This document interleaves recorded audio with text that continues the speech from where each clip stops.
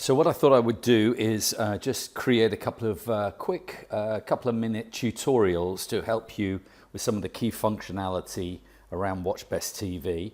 The first thing I'm going to do is talk you through about really how you set up your mag box when you first get on the service.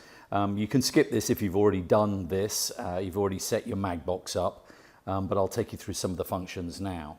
So once your box starts to boot up, it will change. You'll see the Infomere logo, the manufacturers of the mag box.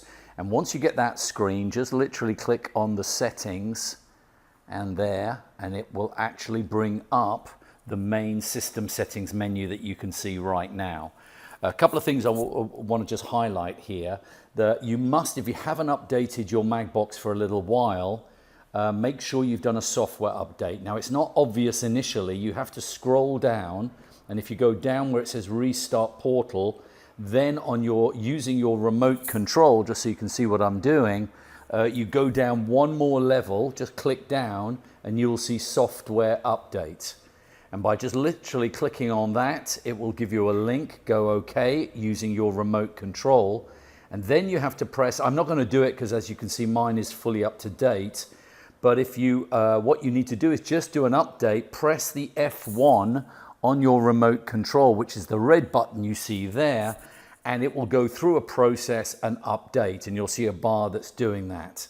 I'm going to just escape from that at the moment, so just to come out of it.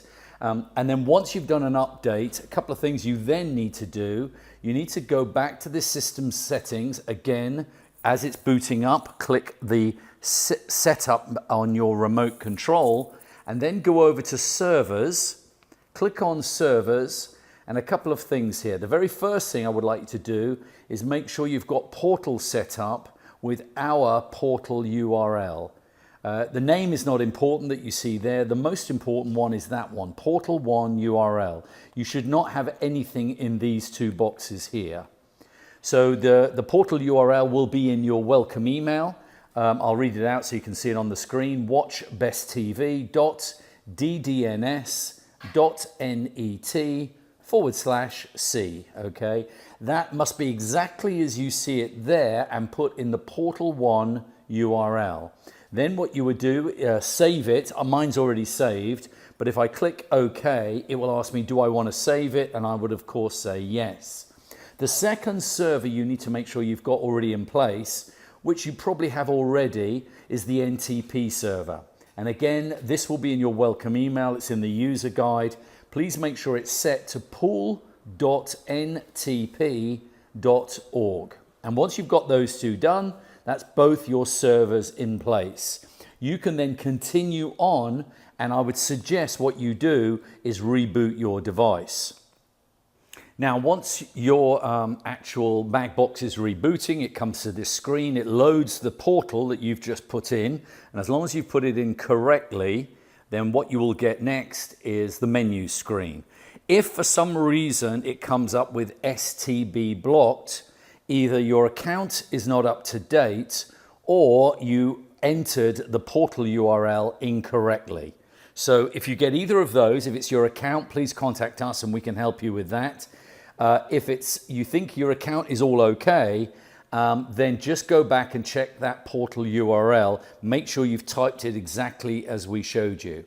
Now, this is the main menu. I'm going to cover some other video tutorials on lots of functionality separately.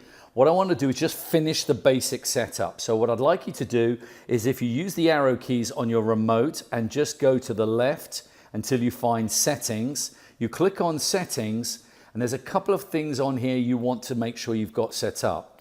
The first thing you want to do is make sure that you've actually got on video, you've actually got the output and the resolution correct.